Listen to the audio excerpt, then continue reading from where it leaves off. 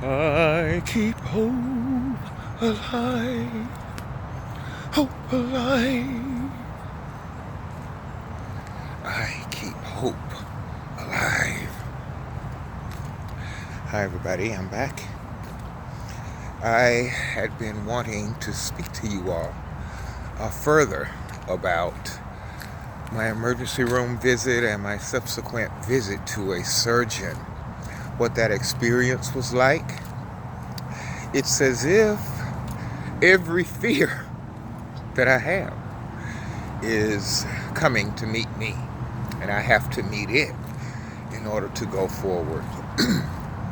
So, as you all know, I have been terrified by this root chakra issue. The pain has been excruciating.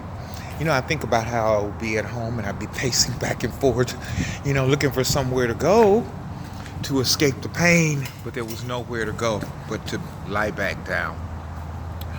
And so I had decided that I would not see a white coat, a medical doctor, because I know the things that they are doing, and particularly in listening to Bobby Hemmett about how important it is not to submit yourself to them through this period, because they know the Kundalini is awakening, and many black people who check into hospitals never check out. Also, they are killed and cloned, and I really do believe that. I can look around my own environment and tell that something is not right. And not to mention all the other attacks that I've had. First of all, a bogus HIV diagnosis, which has completely ruined my life. I deal with that every day. And then the hit and run accident and other things. I wanted to share with you before I get into the surgery part how I was feeling so down one day.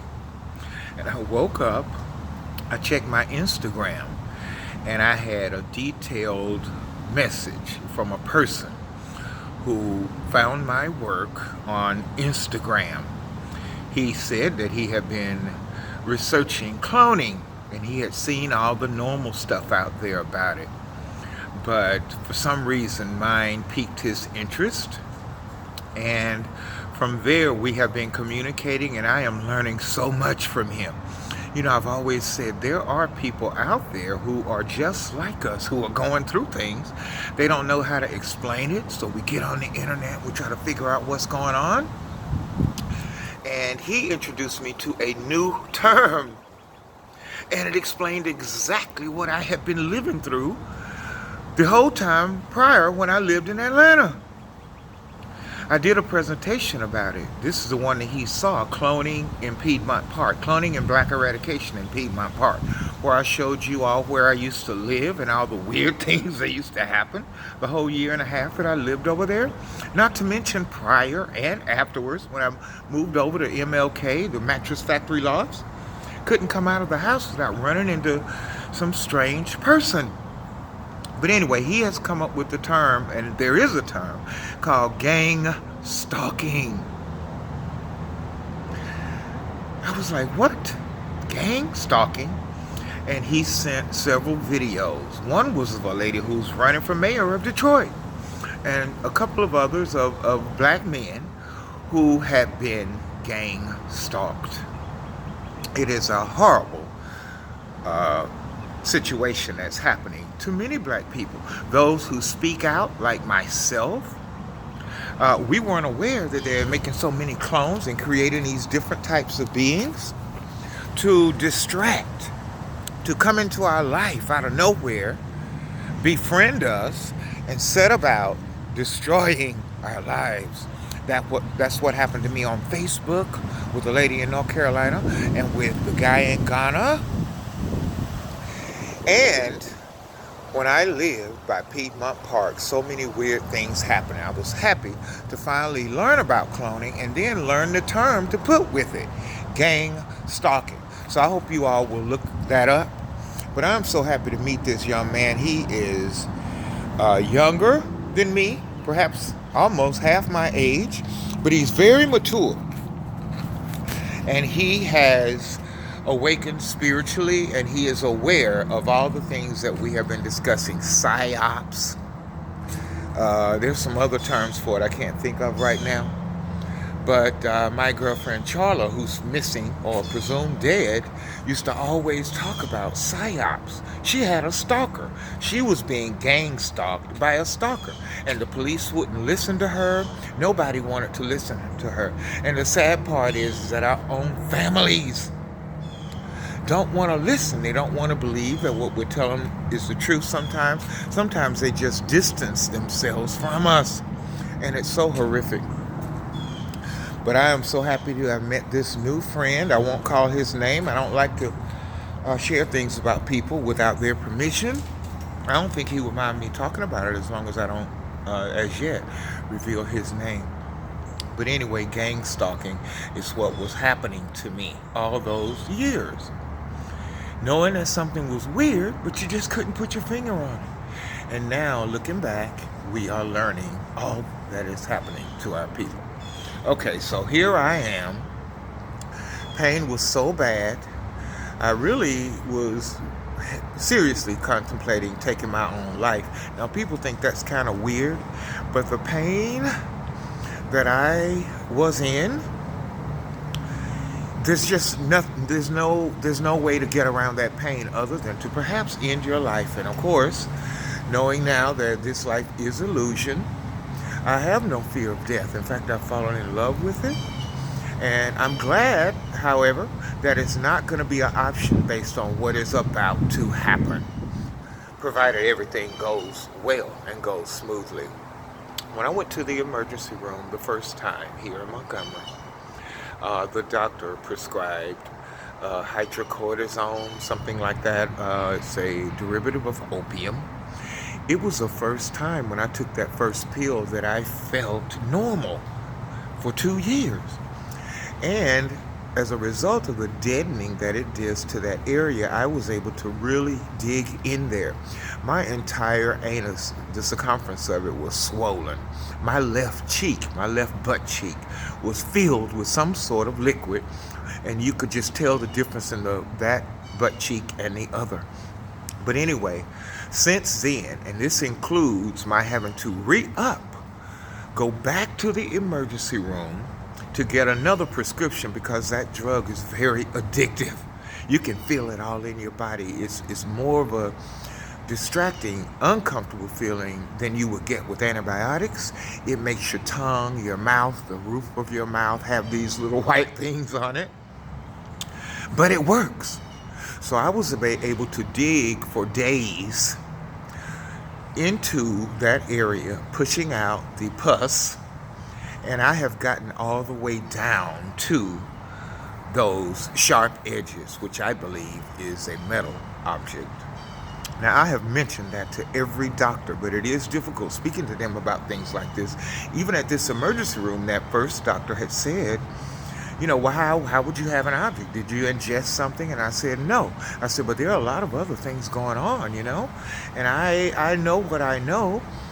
But anyway, when I was back the second time, the physician's assistant to the surgeon that I'll be seeing came in. She observed the area. I told her all about it. And she eventually said she had never seen anything like this that was diagnosed acute hidradenitis suppurativa. And I said, that's what I think. My initial proctologist, did a little bit of examination, then diagnosed me with that. I tried to mention to him that I don't think that's what it is after I had researched it throughout that year when I was still in Birmingham, and even afterwards when I was in Atlanta and traveled back to Birmingham to see him again. But she said, from looking at it, and I believe it's because I was able to push out a lot of the pus or whatever, she said, that doesn't look like what I've seen. She said it's very common among black men to have this sweat gland infection in that area. And she said, but that doesn't look like the ones I've seen. And so I said, that's why I believe an object or more, two I believe, are lodged in my rectum. And I want them taken out. So to make a long story short and to move this presentation on along, next week, and I don't want to say the day because I am terrified that someone is going to cut into my body. Now, I'm very thankful that a person would be educated enough to gain a level of expertise to go inside someone's body. But we know surgeons a lot of the time, it's hit or miss. It's going in, it's experimenting with what works. And so next week, I will be going under the knife. And I'm terrified. But the only alternative is to live in pain, and I'm not prepared for that. Even if something happens in the hospital.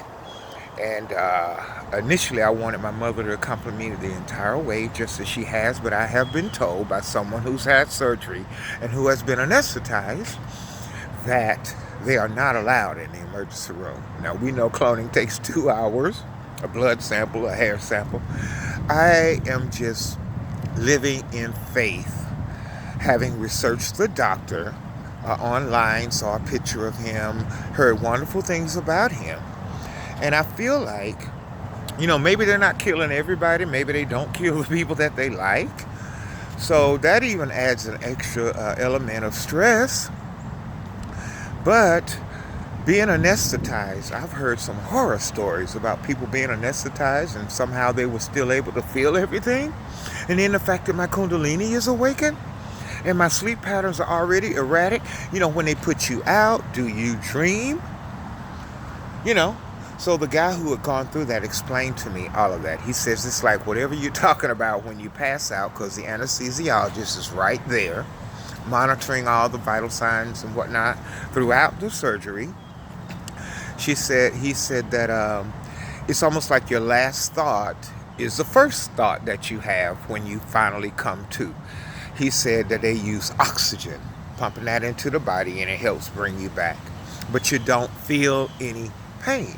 You may have a little pain, residual pain, while recovering, but not during the surgery. So, here I am at home with my parents, screaming and hollering just to urinate and defecate, and worrying them to death. And then all the other things that I'm worried about. With this home, it's so expensive. I've had to get on those people about, getting this job done by the date we agreed so I can get my things out of storage without having to pay an additional amount. So a lot is going on. I haven't eaten. If you can see me, I'm going to back the camera up as much as I can. But I have lost so much weight. And I feel like I look good, but I'm hungry. I have been living on Ensure Plus. It tastes so good and silky going down. And I still take Cleanse Smart. A guy that commented in one of my posts told me about that product. I've been using it for quite a while now. But I was able to order some more online, and I'm still using it. And it's amazing that I can go days without eating and still have so much fecal matter. My mom says it must be the Ensure, which is sort of like a food product, even though it's in liquid form. But anyway, I'm hungry. I can't eat like I used to. It's like Kundalini has forced change. I keep telling people, it's very treacherous. It forces change. Either you're going to be accentuated in the power of Kundalini, or you're going to be consumed by it. And so I'm hoping that, I take my rings off, my necklace off whenever I go to the doctor. I'm so happy when I see another black person working there, particularly back with the doctor rather than just in reception, building rapport with them to keep myself safe, because we are living in treacherous times. Now, if my surgery is next week, I'm probably going to wait to do the next presentation until hopefully it is successful. And I can come back and sing the praises of my doctor, a white man. And I was commenting in one of my posts, I think it was the last one, about the emergency visit. A guy had come in and he was talking about Satan and, all the trials and things that we may go through.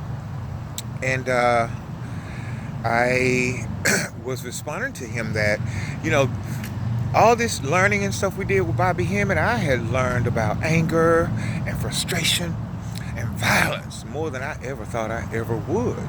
But all the things that are happening to us, it isn't natural to become upset. But for so long and so intensely, I think it affected my root chakra, whose principle is all is one. And so I want to caution you all to not give in to hatred and anger. They are divine. They signal that something needs to change and that we need to work in a different way. But to become overtaken by it can only affect you physically, mentally, and emotionally. And none of us want that. So if my surgery, which I am claiming will be successful, and I'm not cloned, I am going to have to re-examine the way I feel about many things. I was never a person to hate anyone based on the color of their skin. We are souls in bodies. And, you know, I just slipped all out of that because all the things that are being done to us.